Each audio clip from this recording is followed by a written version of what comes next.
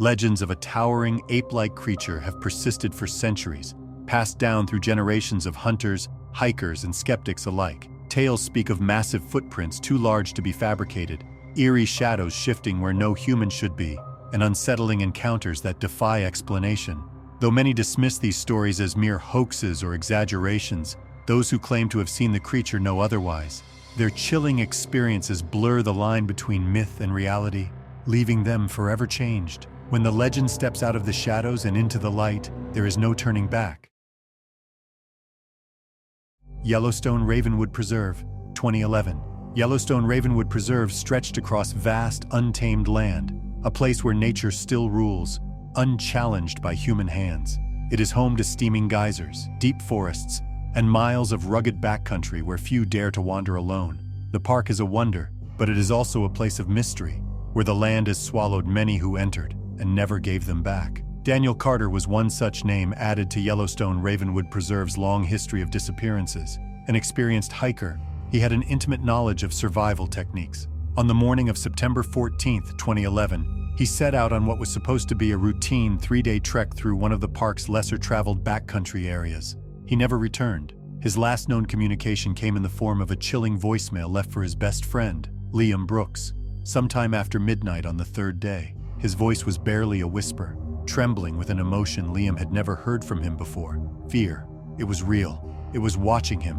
Liam played the message over and over, searching for any further clues in the static, any indication of what had terrified his friend so completely. The authorities were contacted almost immediately, and by morning, park rangers had launched an extensive search for Daniel. Given his experience, they held on to hope that he had simply gotten lost, maybe injured. But when they arrived at his last known campsite, that hope quickly faded. The site was a scene of chaos. His tent had been slashed open as if something had clawed through the fabric with ease.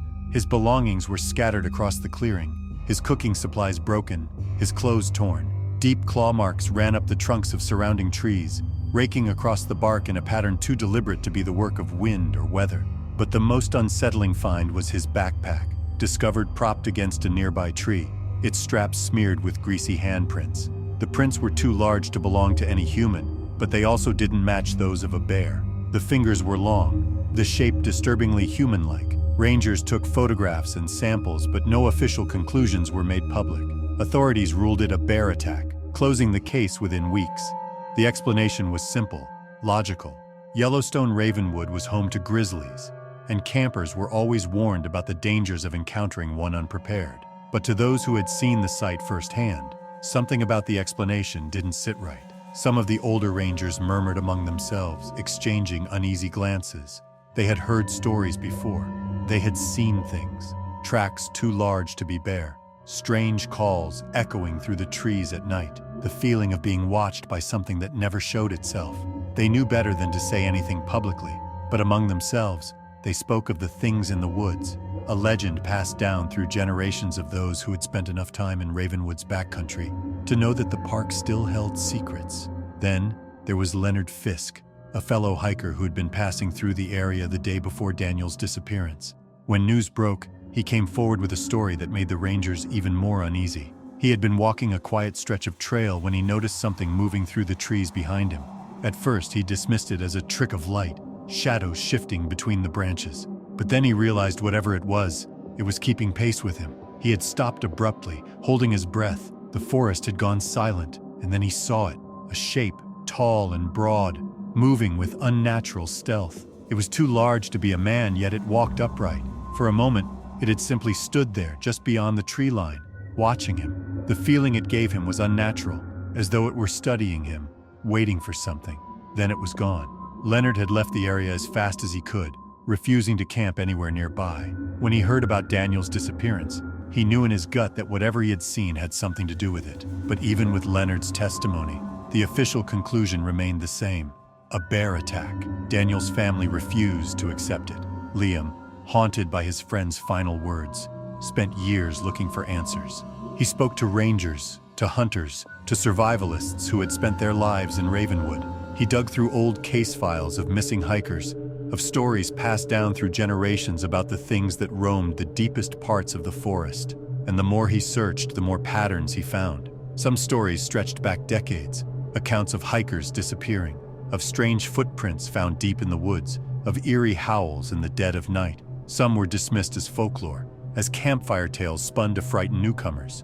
But others, those told by the grizzled rangers who had spent their entire lives patrolling the park, held an edge of truth that couldn't be ignored. There was a place, some said, where the land was wrong. A stretch of dense wilderness where the trees grew taller, the underbrush thicker, where animals acted strangely, and where even the most seasoned outdoorsmen refused to tread after dark. Daniel had ventured into that place, and he had never come back. Search efforts eventually dwindled, and his disappearance faded from the headlines.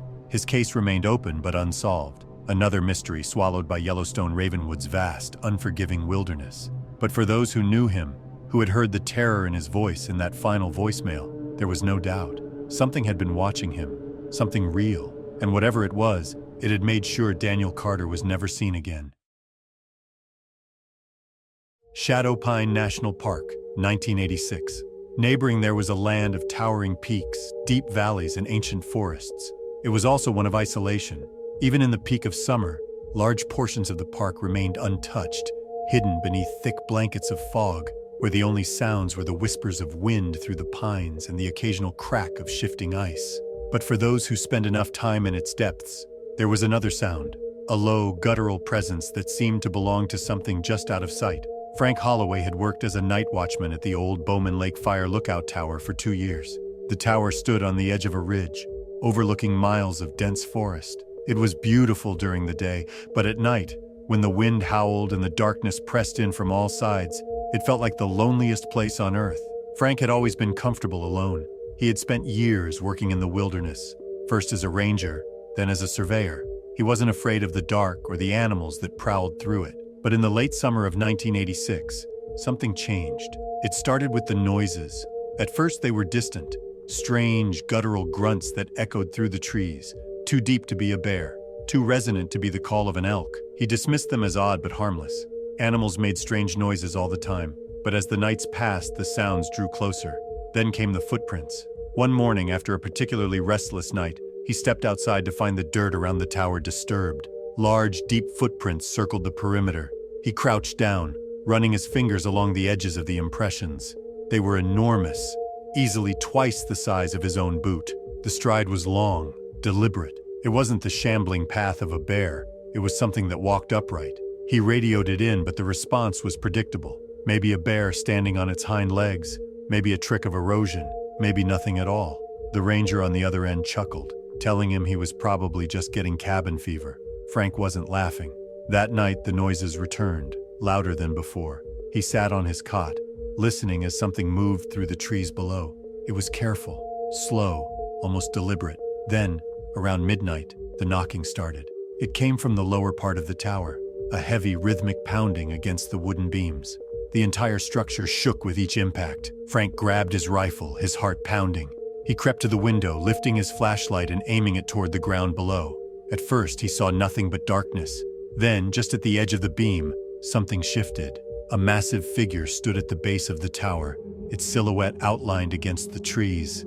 It was tall, unnaturally so, covered in thick, matted hair. Two glowing eyes stared up at him, reflecting the light like a predator in the night. For a long moment, neither of them moved. Frank's grip tightened on his rifle, but his instincts screamed at him not to fire. He had hunted before, had faced down aggressive bears and territorial moose, but this was something else. He felt like prey. Then, as suddenly as it had come, the figure turned and melted into the darkness. The sounds of heavy footsteps faded into the distance, swallowed by the night. By morning, Frank found the marks, the clawed indentations on the wooden beams, the uprooted trees at the edge of the clearing. He radioed it in again, but this time, he didn't bother trying to explain what he saw. He just reported damage, requested a replacement for the shattered lantern near the base of the tower, and made up his mind. The next day he quit. He packed his bags and left the park without looking back. He never spoke about that night again, not to his co-workers, not to his friends. When asked why he left such a coveted position, he only ever said that something about that place had changed, that he had seen something he wasn't meant to see. But the story didn't end there. A few months later, another ranger was stationed at the tower. He lasted 3 weeks. When he returned to headquarters, he was pale, shaking, unable to sleep. He wouldn't say what happened, only that he refused to stay another night. His reports mentioned strange sounds, trees moving without wind, and a presence that made him feel as if he were constantly being watched. Years passed, and similar stories trickled in. Some claimed to hear deep, resonant howls, unlike any known animal. Others reported trees snapped in half, not by storms, but by something with immense strength. A few unlucky ones found footprints in the mud, the same size and shape as the ones Frank had seen all those years ago. Eventually, the tower was decommissioned, deemed unnecessary due to new surveillance methods. But those who knew the real reason whispered that it had nothing to do with technology. They said the park had abandoned the tower because something out there didn't want people watching. To this day, Shadow Pine National Park remains one of America's last true wildernesses, a place where the unknown still lingers, waiting just beyond the edge of the firelight. And somewhere, deep within those trees, something watches, something that walks upright, something that knocks in the dead of night. Those who had spent enough time there knew the rule. When the knocking starts, don't answer. Stormvale National Park, 1995. Just near there lay a vast expanse of wilderness, covering nearly 1 million acres of ancient rainforests, rugged mountains, and deep river valleys. The land is untouched in many places, the dense canopy of moss-covered trees stretching endlessly in all directions. It is a hunter's paradise, abundant in wildlife, yet also a place where one can feel utterly alone, surrounded by nature in its purest, most primal form. Michael and David Langley had been hunting in these woods since they were teenagers. They knew the trails, the rivers, the best places to set up camp. The brothers had planned a week-long trip deep into the forest, far from any established trails where they could hunt undisturbed. It was something they had done countless times before, but this time would be different. The first 2 days were uneventful. They tracked a herd of elk, bagging one late in the afternoon and setting up camp near a small creek. The forest was silent except for the usual sounds of nature, the chirping of birds, the rustling of leaves in the wind. Then came the footsteps. Michael was the first to hear them, slow, deliberate steps crunching against the forest floor. At first, he assumed it was a black bear drawn to the scent of the meat, but something felt off. Bears moved with a certain heaviness, a distinct shuffling sound. Whatever was out there was walking upright, each step careful, measured. He nudged David awake, signaling for silence. The footsteps circled the campsite, just beyond the reach of their firelight. Michael reached for his rifle, his heart pounding in his chest. Then the sound stopped. The forest went completely still. After a few minutes of silence, David whispered that it was probably a deer or some other animal, but Michael couldn't shake the feeling that they were being watched. They sat in silence for another hour before exhaustion overtook them, and they eventually drifted off to sleep. They woke to find their campsite in disarray. Their hunting rifles, which had been resting against a log, were now bent at unnatural angles, the metal warped as if by enormous force. The elk carcass was gone, not dragged away in the manner of a scavenger, but simply missing, with no trail of blood or tracks leading away from the site. Michael scanned the ground, his breath catching in his throat when he saw the footprints. They were far larger than any human foot, with deep imprints that suggested incredible weight. The stride was impossibly long. Whatever had made those tracks had been standing just outside their campsite, watching them as they slept. David, usually the skeptic, looked pale. He muttered something about getting out of there immediately. Michael didn't argue. They packed up their remaining gear in record time, abandoning anything too heavy to carry quickly.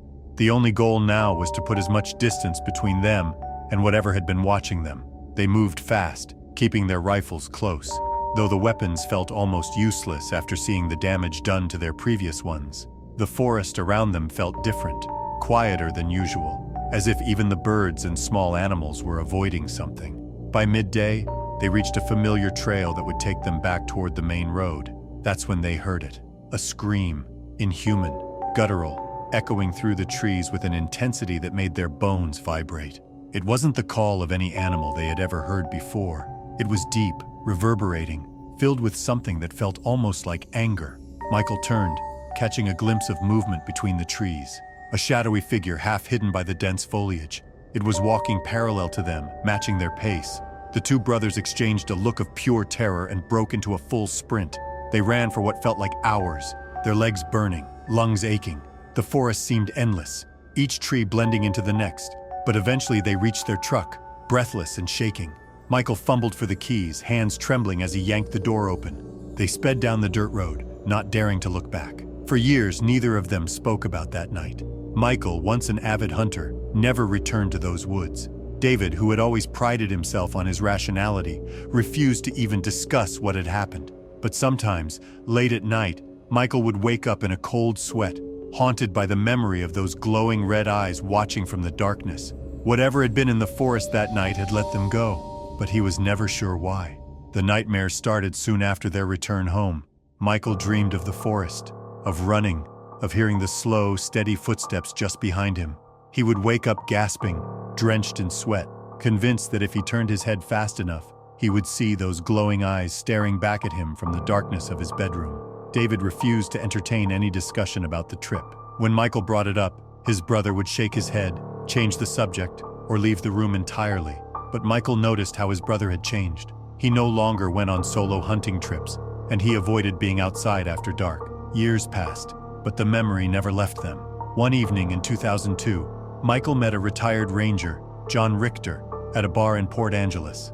The two got to talking about hunting, about the deep woods. When Michael hesitated before mentioning what had happened that night in Stormvale National Park, John gave him a knowing look. The older man asked if he saw it. Michael's blood ran cold. He hadn't said anything specific. He hadn't described the footprints, the eyes, or the unnatural silence. Yet John seemed to know exactly what he meant. John sighed and took a slow sip of his drink before speaking again. He had spent 30 years in that park. They didn't talk about it officially, but there were places out there where things didn't act the way they should have. They heard stories. Hunters like them, seasoned men, coming back with that look in their eyes. Some never came back at all. Michael pressed him for more details, but John wouldn't say much more. A simple, "just don't go back," was all he said before finishing his drink and leaving the bar. Michael never did go back. Neither did David. To this day, Stormvale National Park remains a place of beauty, of untamed wilderness. But for those who have been deep enough into its heart, for those who have heard the footsteps and seen the eyes, it is also a place of something else, something ancient, something watching. And for those who are lucky enough to leave, the question remains, why were they allowed to go? Highway 16 in British Columbia was known for its eerie desolation, winding through dense forests and vast mountain ranges. The road carried a dark reputation, infamous for the disappearances of travelers and hitchhikers alike. Some blamed human predators. Others whispered about something older, something watching from the tree line. Gary Rollins had been a long-haul trucker for nearly 20 years. He had driven through every kind of terrain, from scorching deserts to icy mountain passes, and had always prided himself on his ability to handle any situation. But nothing in his experience had prepared him for what he claimed to have seen on a cold October night in 2007. Then, according to Gary, something had moved Dot. At first, he had assumed it was a bear.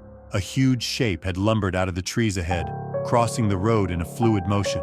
He had slowed down, his headlights illuminating the creature. But as it had reached the other side, it had done something that had sent a chill down his spine. It had stood up. Bears could rear up on their hind legs, but Gary had been certain they didn't walk like that. This thing, he had later insisted, had been different. It had been tall, easily 10 feet or more, and covered in thick, dark fur. Its limbs had been long, its shoulders impossibly broad. And then, as he had watched in growing horror, it had turned its head toward him.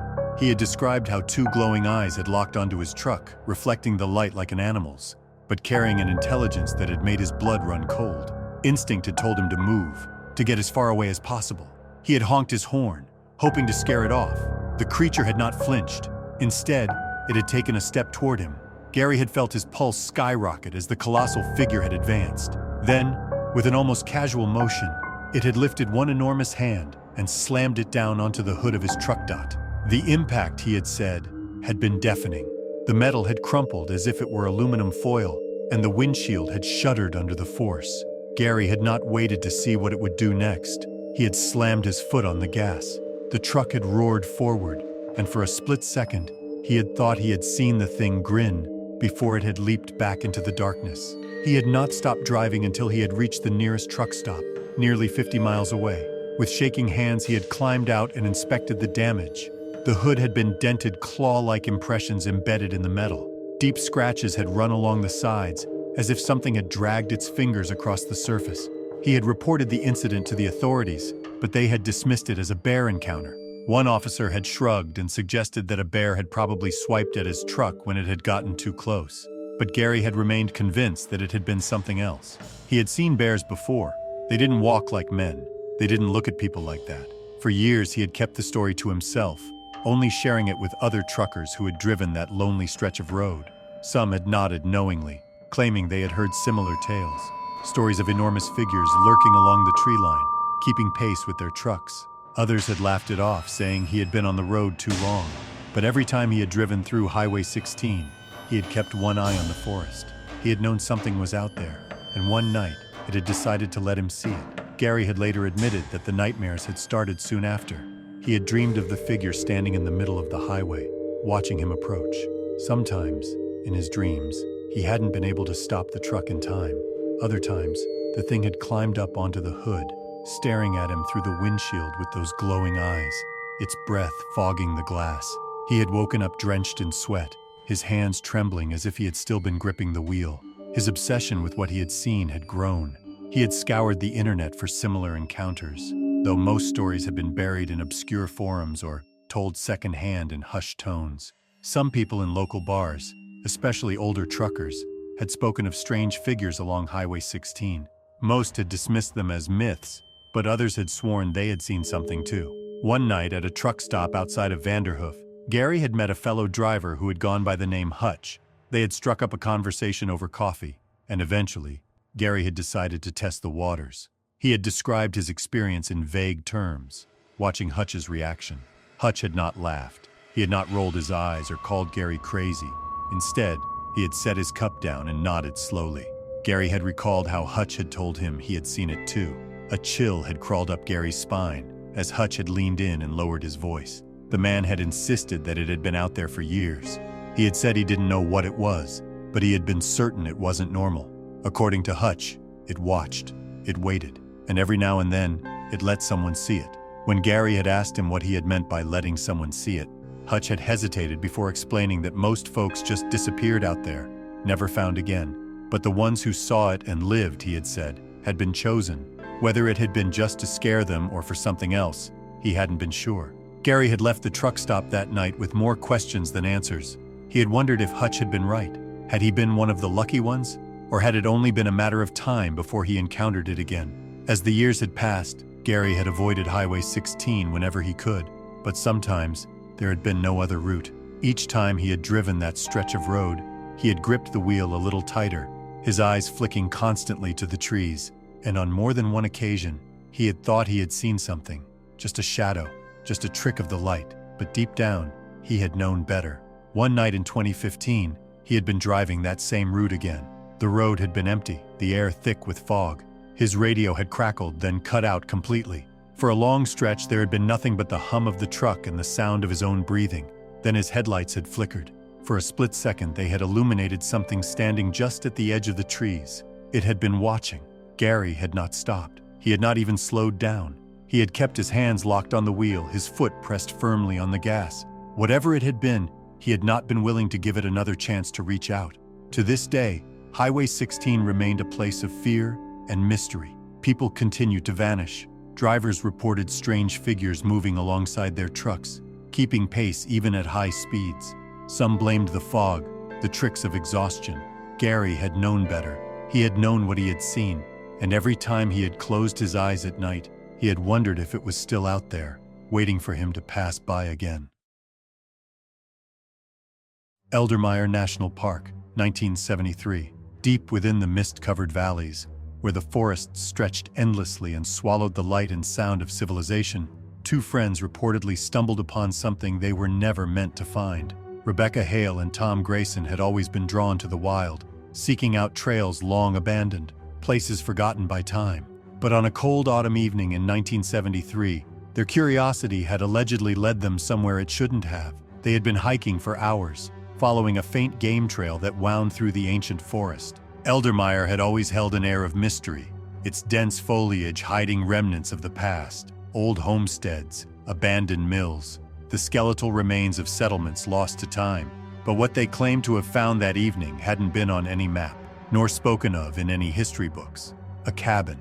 It had sat alone in a small clearing, its roof sagging, its walls dark with rot. The windows had been broken, gaping holes that had stared back at them like empty eye sockets. Vines had begun to reclaim the structure, weaving through the wooden planks as if nature itself was trying to erase it. Yet something about it, they had insisted, had felt wrong. It hadn't just been abandoned, it had felt forgotten, erased, hidden from the world for a reason. Rebecca had hesitated at the tree line, an uneasy feeling crawling up her spine. She had noted that the cabin hadn't been on the map, her voice barely above a whisper. Tom, ever the skeptic, had scoffed, dismissing it as nothing more than an old hunter's shack, probably unused for decades. But as they had approached, the air had grown thick, heavy. The forest around them had fallen into silence. No birds, no rustling leaves, nothing but the sound of their own footsteps crunching against the damp earth. Pushing open the door, they had stepped inside. The smell of decay and damp wood had filled their nostrils. The interior had been as ruined as the outside. Collapsed beams, broken furniture, a thick layer of dust covering everything. But it had been the walls that had made Rebecca's breath hitch in her throat. Carvings, hundreds of them. Primitive, jagged etchings had covered every wooden surface. Walls, floor, even the remnants of furniture. They had depicted strange figures, tall, broad-shouldered beings with elongated arms and glowing eyes. In each image, these figures had surrounded human shapes, watching them, looming over them. Some carvings had shown people running, others had shown them hiding, and some had simply depicted empty spaces where the people should have been. Tom had let out a nervous laugh, acknowledging how unsettling it all was. Rebecca had stepped closer to one of the carvings, tracing a finger over the deep grooves. The lines had seemed too fresh. This hadn't been old work. Someone had been there recently. A sound had come from outside, a low, deep exhale like something massive drawing breath just beyond the door. They had frozen. Tom had grabbed Rebecca's arm, his eyes wide with fear. He had insisted they needed to leave immediately. Moving as quietly as they could, they had backed toward the door. Rebecca's heart had pounded so loudly, she had sworn whatever had been outside could hear it. As they had reached the threshold, a heavy thud had echoed from the other side of the cabin, followed by the unmistakable sound of something large stepping through the underbrush. They had run. Bolting into the woods, they hadn't stopped, hadn't looked back.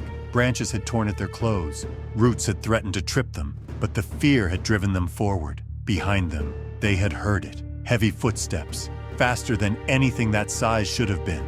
After what had felt like hours, they had finally broken through to the main trail, gasping for breath. The forest behind them had been silent once more, as if whatever had chased them had simply vanished. They had never found that cabin again. When they had returned later with park rangers, the clearing had been empty. No sign of the structure, no carvings, no disturbed earth. It had been as if the forest had swallowed it whole, erasing all trace of what they had seen. But sometimes, late at night, Rebecca had still dreamed of it. The cabin, the carvings, the sound of breathing just beyond the door. And worst of all, the feeling that whatever had watched them that night had never really left. In the following years, Rebecca and Tom had tried to make sense of what had happened. They had researched forgotten settlements, old legends, and missing persons cases in Eldermere National Park, looking for any hint that someone else had seen what they had. The deeper they had looked, the more they had realized that strange disappearances were not uncommon in those woods. They had found reports of hikers who had gone missing without a trace, their campsites left undisturbed. Some of the oldest newspaper clippings had spoken of families vanishing in the late 1800s, entire homesteads abandoned overnight. Local Cherokee legends had mentioned creatures in the mountains, watchers, protectors, or perhaps something else entirely.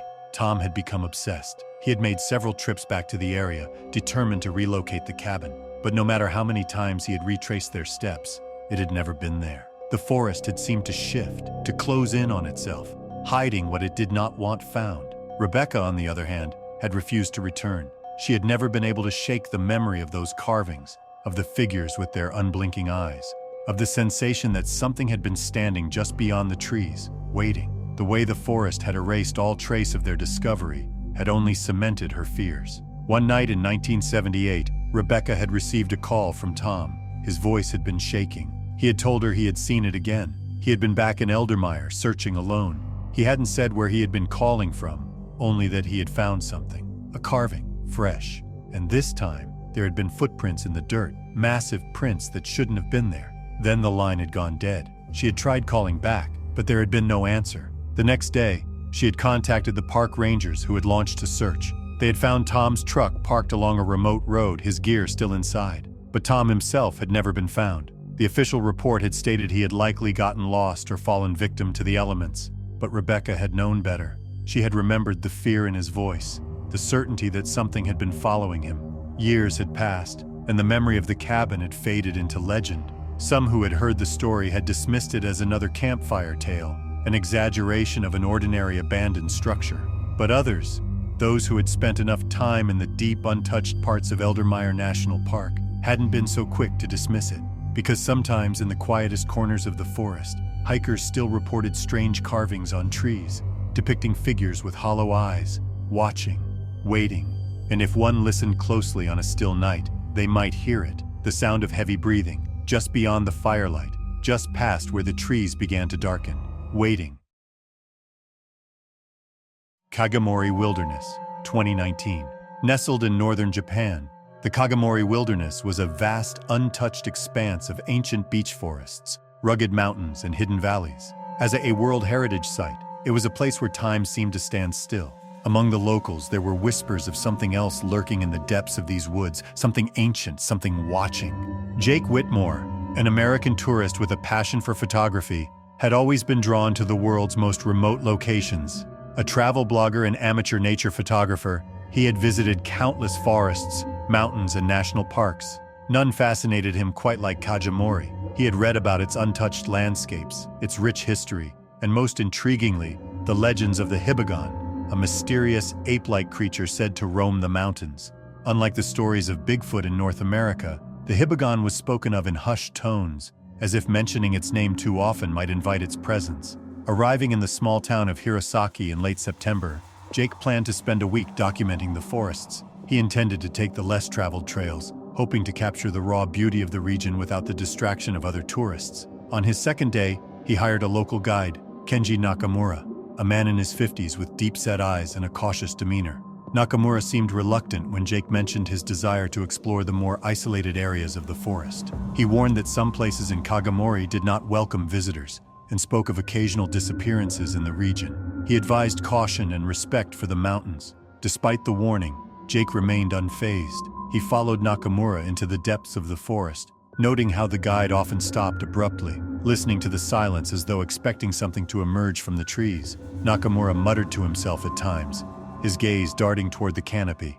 He seemed uneasy, though he never explicitly stated why. On the fourth day, Jake insisted on exploring alone. He had grown impatient with Nakamura's hesitance and wanted an opportunity to shoot the morning light without interruptions. Ignoring the guide's protests, he ventured into the woods before dawn, following a narrow path that twisted through thick foliage. The only sounds were the crunch of leaves beneath his boots and the distant calls of birds. Reaching a small stream, he crouched to take a photo of the golden sunrise reflected on the water. He later recalled noticing a movement on the other side of the stream, a shadow shifting between the trees. He believed it was a trick of the light until he saw the shape clearly. Tall, massive, moving with unnatural fluidity. He raised his camera instinctively, adjusting the focus, but before he could capture the figure, it was gone. At that moment, he became aware of the silence. The usual morning chorus of birds had ceased. Then came a sharp crack behind him, a branch snapping under what he described as significant weight.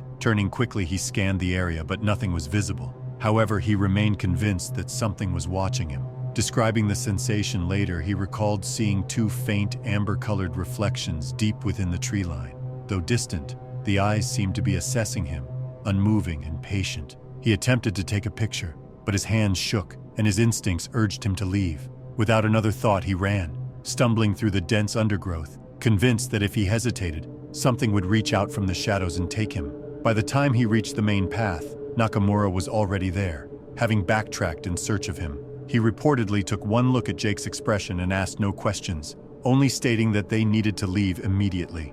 That evening, Jake transferred his photos to his laptop, scrolling through the shots until he reached the last one he had taken at the stream. Among the blurred foliage, there was a figure, larger than any known animal in the region, its form indistinct but unmistakable. He departed from Kagamori the following morning, cutting his trip short. Nakamura met him before he boarded the train, offering one final warning. He advised him not to speak of what he had seen, explaining that some things were better left unknown. Jake never published the photo. He He never wrote about the encounter. However, he admitted to friends that he still dreamed of the forest, of the weight of unseen eyes upon him, of the sound of heavy footsteps pressing through the undergrowth. He often wondered if he had left Kagemori or if something had allowed him to leave.